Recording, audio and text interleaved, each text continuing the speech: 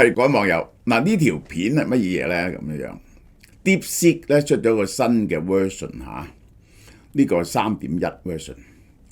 咁佢嘅功能係點咧？咁樣，咁我會加以評論嘅。但係淨係呢點咧唔足以令我出條片嘅。呢條片就因為佢入邊講咗句説話嘅報告，呢句説話竟然令到韓武紀升咗1000億，大陸呢啲咁樣嘅做 AI 股嘅龍頭公司咧，總共升咗1000幾億。咁我哋要睇下個 situation 係點。我相信咧都有唔少人講呢樣嘢，但係好似我咁樣將嗰個技術問題，希望用layman嘅文字言語講俾大家聽，希望大家聽得明嘅，只得我一個，起碼廣東話係。好啦，嗱，馬鞍山新章嚇，到月底為止嚇。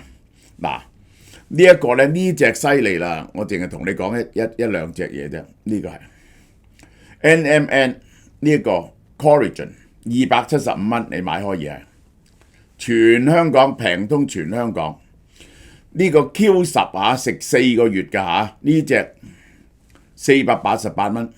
呢一個亞精胺呢隻令你細胞自噬嘅57600唔使講啦嚇，食4個月嘅呢隻係1880，每粒400mg 有 TMG 白藜蘆醇，仲有必須要嘅嘢就係護肝素220蚊，男士雙寶獵護素活髮素108蚊，124蚊，唔使屙嘢尿，唔會甩頭髮，冚唪唥我哋啲精華嘢減到你唔信。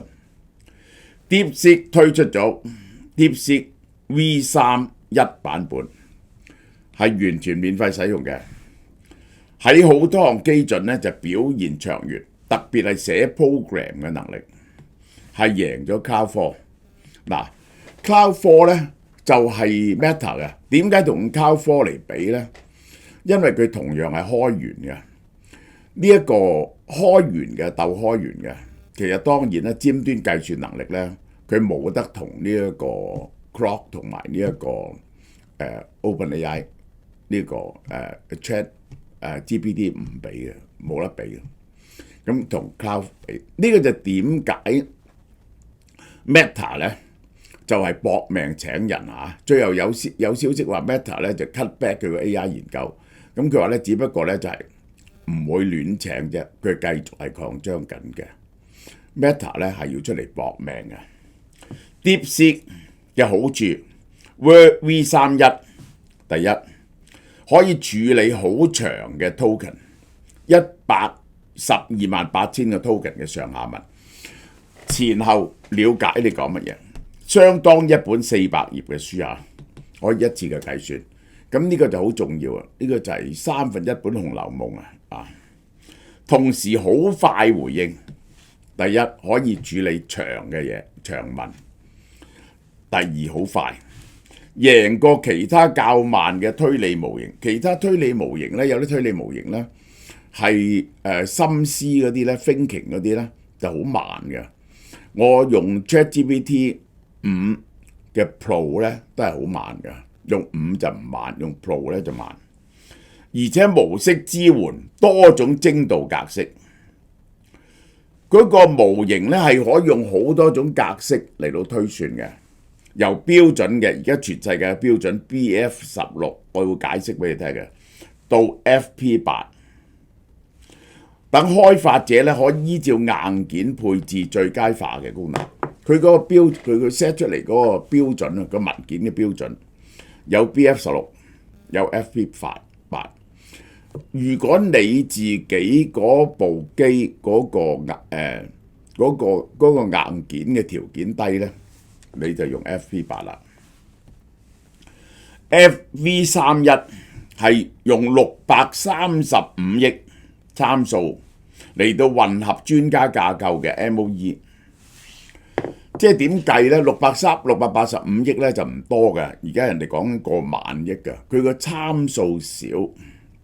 而咧佢混合咗專家架構，專家架構係乜嘢咧？即係有啲問題咧，佢就唔係成個模型推動嘅。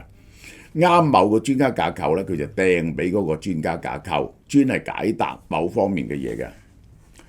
亮點就按需要啟動參數模組。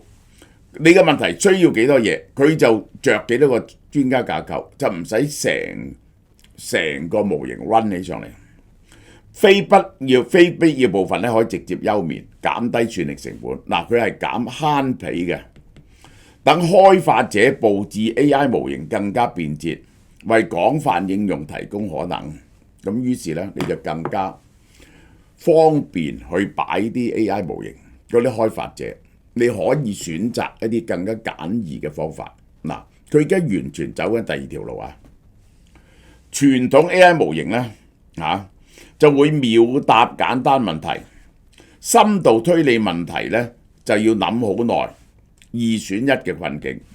V3.1 就將快速同深度推理結合，喺0.1秒回應簡單問題，亦都可以進行量子物理複雜問題。嗱，呢個係大家都走入同一套思維啊！我而家日日都用 ChatGPT 5啊，佢就不停喺度切換嘅。如果你用 ChatGPT 5，係用快速答你呢個問題，快速答你一環就要慢慢答你。除非你用5 Pro， 佢就全部用好慢嘅方法答你。喺幾種架構之間切換。嗱，點解呢？佢首先明白，即係其實呢，喺答問題之前呢，佢多咗一個 layer 喺度。嗰個 layer 呢，就了解你呢個問題有幾深然後就決定用邊種模式嚟答你。AI 研究員就發現話呢個係 DeepSeek V3.1 喺 IDA 取到71.6，係非推理型嘅最佳成績，較 Cloud Opus 4高咗1%，價格平咗65倍。呢一個呢，即係話點呢？ V3.1 寫一個完整嘅，即係唔係推理，係寫 program。一個完整嘅程式碼嘅任務咧，1蚊啫。市面好多人要用70蚊計一次。對每日使用 AI 嘅企業嚟講咧，慳咗幾百萬。佢而家係走咗一種，佢覺得啲人唔需要咁高級嘅嘢，走咗一種簡易嘅途徑，減低個算力嘅要求，更加迅速地推出結果，嚟到減輕個成本同埋能耗佢認為咁樣咧係有批客嘅，大家明白。好啦 ，DeepSeek 同前一代模型嘅比較，佢隻 R1呢個 V3.1，佢隻 R2咧推出唔到，就因為點解咧？就因為咧佢用呢一個華為嘅晶片去推係有問題嘅，個算力唔夠啊。第一，多步推理複雜呢個咧係進步最多嘅，因為以前根本就冇分多步推理嘅。多學科嘅專家難題測試進步咗20%。呢一個中文互聯網 Deep 嘅 Search 由55點幾去到呢度起咗3成、2成、3成。多輪搜索推理。搜索完再推理，呢個增加少少。事實問答、快速問答92至93，差唔多。DeepSeek 咧，呢個就係點解嗰啲股票大升咧？就因為呢句説話。DeepSeek 喺微信貼文入邊 V3.1 模型係採取 VU28MO FP8 嘅精度格式，佢有呢個格式喺入邊嘅 V3.1。有關格式咧係專為即將發布嘅下一代國產晶片而設計嘅。佢用咗呢套咧新嘅格式，呢套新嘅格式咧係簡單啲嘅。點解要嗰套新嘅格式簡單啲啊？因為下一代嘅國產晶片，佢冇辦法提升嗰個，因為嗰個產能問題冇辦法提升超過7納米嘅晶片。於是佢嘅電晶體嗰個密度唔夠，因此令到佢嘅 R2咧出唔到嚟。佢而家咧就改個格式，一改呢個格式咧，嗰啲國產晶片嗰個納米度個電晶體數冇咁多嘅時候咧，都可以推動個計算。其實就係咁解。新嘅兼容功能支援咗嗰啲，即係話佢話而家佢可以用呢一種格式，可以用呢種格式咧係就啲國產晶片。咁即係暗示佢將來係咪會大量使用國產晶片呢？ DeepSeek 咧喺大陸嘅龍頭，如果佢都使用大量嘅國產晶片，即係話百度啊、阿里巴巴都會可以唔需要用呢個 NVIDIA， 而係用國產晶片。因此韓武紀飆升20%， 5000億。中芯國呢個就係設計晶片嘅，呢個做嘅，呢兩個做嘅10%、18%。海光亦都係設計晶片嘅，升20%。嗱，我哋睇呢個係乜嘢啦？就係呢句説話 UE8MO FP8 用緊呢種規格，嗰個其實就係佢入邊嗰啲資料用呢種規格嚟到排列。FP8 係乜嘢嘢咧？係8bit 浮點數嘅表示法。呢個係佢比起傳統係用 FP16 就16bit 嘅 FP32 係低啲嘅個位元係低啲。佢用低啲嘅位元就即係冇咁複雜。於是你諗下啦，如果每個單位係8，咁當然係表達出嚟嘅嘢簡單好多。如果你係1632咧，佢就複雜好多。尤其是1632咧，下1632要計算咧，個計算度係難好多嘅。好啦，然後前邊啦 ，UE8MO 係乜嘢嚟咧？呢個就係8bit unsigned 無號嘅 E8 等於8bit exponent MO。嗱，佢係冇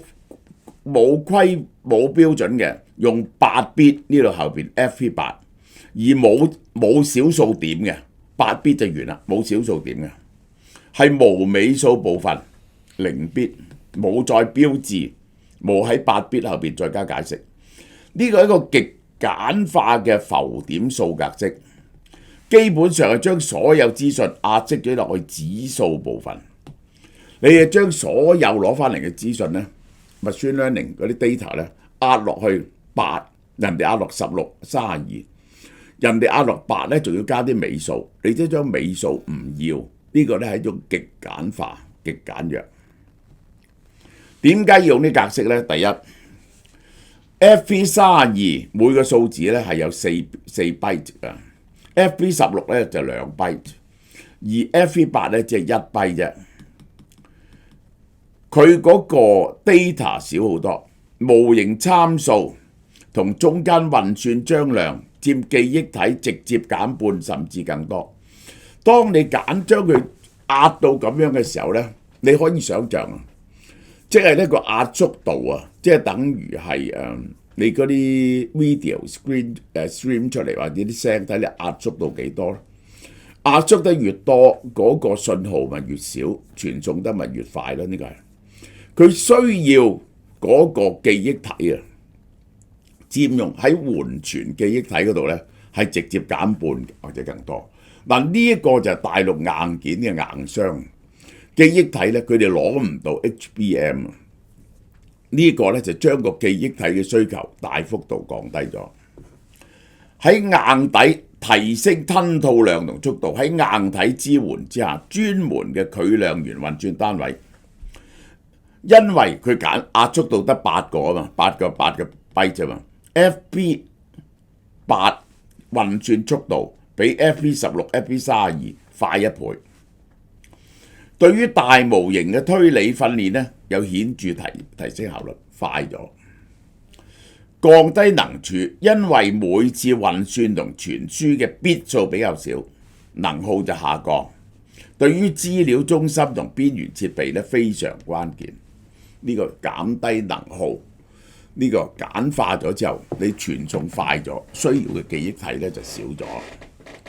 好啦 ，UE8 嘅特色咧 ，DeepSeek 強調 UE8MO 咧係為咗國產嘅新一代晶片設計。呢種格式特色，硬體可以更快處理大範圍嘅數值，因為個指數變咗8個位元，犧牲咗精確小數換取大動態範圍。講同一樣嘢，你將佢壓縮得好犀利嗰陣時咧，佢就可以 cover 多啲，而每樣嘢嘅精細度咧就少咗好多。我用第二個比例同大家講，你明，即係等於地圖，啊！你地圖你壓縮到幾多比一？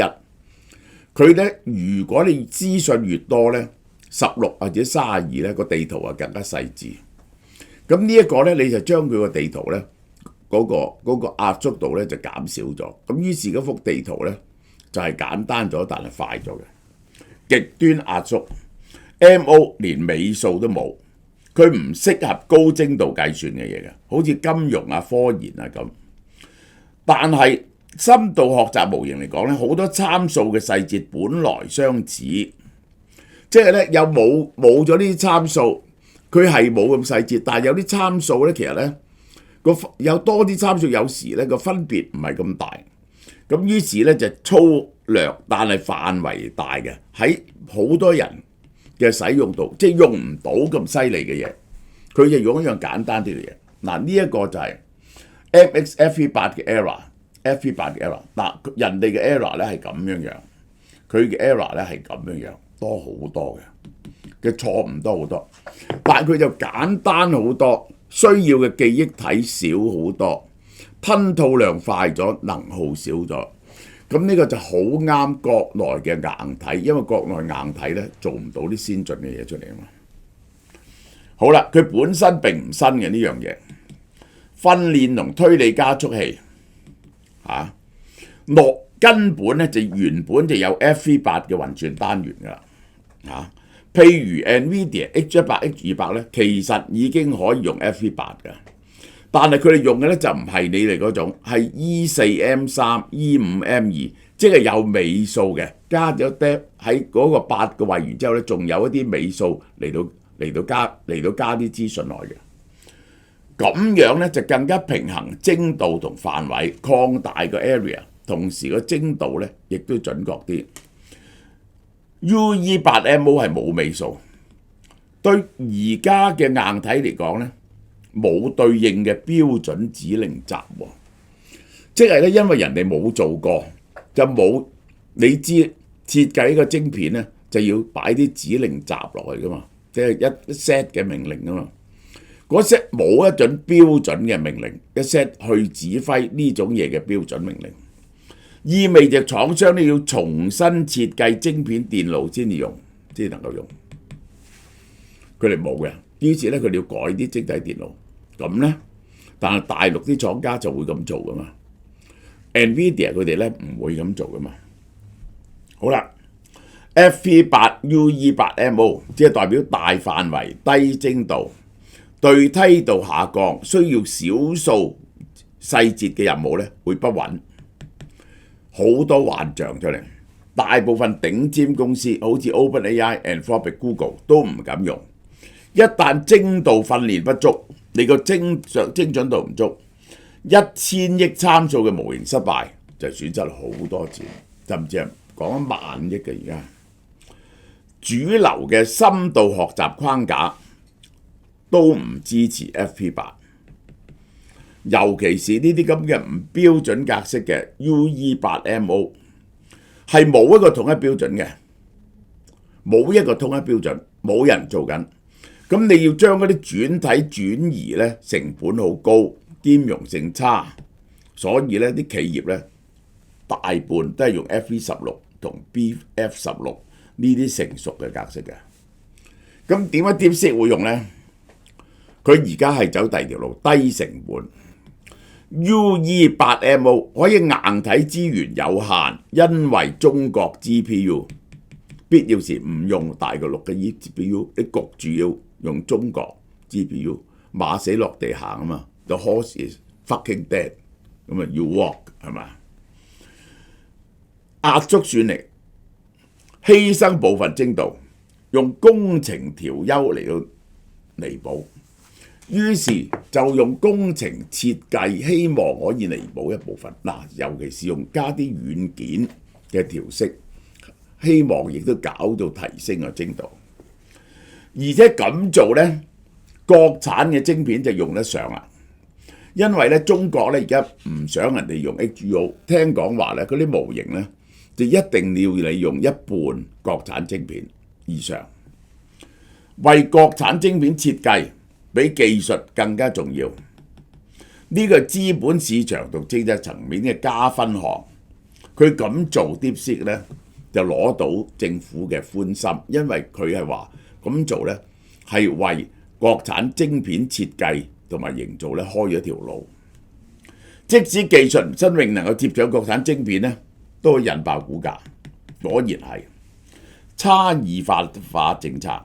OpenAI、Google 都強調最先進、更精密嘅，所以叫做 BF16 DeepSeek。相反，更平嘅、更省資源嘅，同埋俾國產晶片跑。咁國產晶片咧有得跑大型模型喎，佢上次跑 R2咧失敗咗，轉咗呢種格式咧，即係話 DeepSeek 咧可能用國產晶片跑。DeepSeek 用得，百度就用得，阿里巴巴就用得。點解其他巨頭唔用呢？風險同效益不對稱，大公司算力充足，冇必要冒住失敗嘅風險去慳30%至50%嘅算力。標準化壓力，如果 Google TensorFlow 搞一套自創嘅 FP8 出嚟呢，就會引起混亂，因為咧唔得標準化，未曾有標準化呢個格式。如果搞出嚟咧，每人搞一套，咪好混亂咯。西方公司專注於雲端嘅高精度、多樣化使用。西方係做緊兩樣嘢，第一，佢係高精度嘅，更加準確嘅；第二，佢係多元化使用。呢個喺唔同嘅唔同嘅行業入邊，唔能夠因為唔能夠容忍低精度帶嚟嘅質量下降。DeepSeek 咧就唔係啦，對成本敏感、資源受限嘅中國市場接受度唔同。其實簡單都唔係，呢個係馬死落地行。咁咧，佢再整多啲軟件咧，佢希望冇美國咁好，有7-8成，但係平過你好多。呢個唔係技術難唔難嘅問題，而係邊個需要。UE8MO FP8 技術並不難，但佢係個小眾取捨。我哋取捨呢個人生嘅取捨，佢就用呢個簡易嘅方法，等嗰啲硬件可以行同埋平啲。主流廠商唔用，因為不缺資源，怕出事，而且兼顧國際標準。DeepSeek 願意用，因為又要慳算力，又要俾市場一個國產可行嘅信號。可言嗱，我幫國產，我唔係唔幫國產喎，我愛國喎，即係咁。嗱，我再睇下呢幾樣嘢。而家街道流行緊嘅呢個就係 DeepSeek 提出嚟呢樣嘢，位元結構係080，冇頭冇尾嘅。人哋呢啲咧 FP32一個符號8個指數位，23個尾數位，呢個32高精度，精度高，數值穩定，但係記憶體同算力消耗好貴。呢啲最複雜嘅嘢。FP16咧1+5+10，精度中緊，記憶體減半，速度快，但係精度咧唔夠早期嘅 GPU 訓練。BU16 187同 FP32相同範圍精細度略為不足。好啦，呢個 FP8 FP8 係點咧？1+4+3，小範圍高精度，訓練早期咧就可控，能夠兼顧一定嘅精度，動態資料不足。NVIDIA H100 係用嚟訓練嘅。好啦 ，FP8 呢個1+5+2大範圍低精度，呢個 NVIDIA 100用。好啦，而家呢個佢嘅位元結構係0+8+0。0+8+0，極大範圍，冇小數精度，記憶體算力最低1 bit 數呢個數值，推理效率最高，精度極差，訓練中風險非常大嘅。呢個係 DeepSeek Version 3.1推出，標榜同國產晶片對接。佢 V31推出呢樣嘢咧，就強調咧佢攞翻嚟嘅嘢咧係可以俾全國嘅晶片公司用嘅。好啦，南華早報咧話將呢句即將推出國產晶片設計，即係話 DeepSeek 未來就會用國產晶片，雖然冇點明供應商，就係政策同產業層級式遞補，即係話佢哋將會好有生意。路透社聚焦喺技術升級同定價調整，明確寫到 F31嘅 FPV 係 soon to be released next generation of domestic chips 嘅優化。未稱已經用，就係將來可能用。好啦，結果咧寒武紀升20%，海光信息升20%，呢兩間都係設計公司，中芯係硬體啦，華虹半導體啦，同阿里巴巴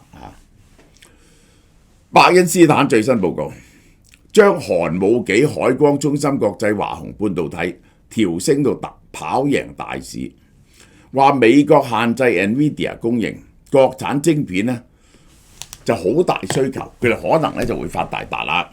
如果寒武紀攞到產能，寒武紀根本都攞唔到產能，因為唯一你點都用7納米啊，用7納米咧就要中芯、華虹都做唔到，中芯啲產能咧俾晒呢個華為嘅。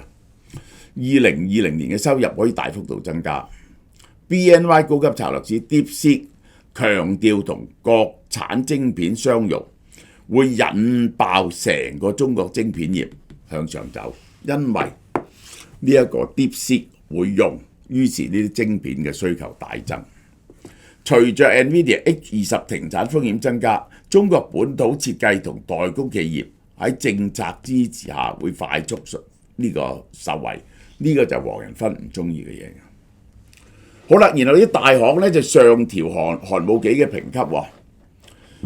市場解讀 DeepSeek 話 V31用 UE8M0咧係專為推出嘅國產晶片，未來 DeepSeek 同其他 AI 公司會實際上係用寒武紀海光呢啲晶片，而寒武紀就係中國嘅 NVIDIA 號稱係，如果配對成功咧，唯有政策支持，有呢一個用家 DeepSeek 嘅支持，寒武紀嘅晶片業務咧就會爆倉㗎咯。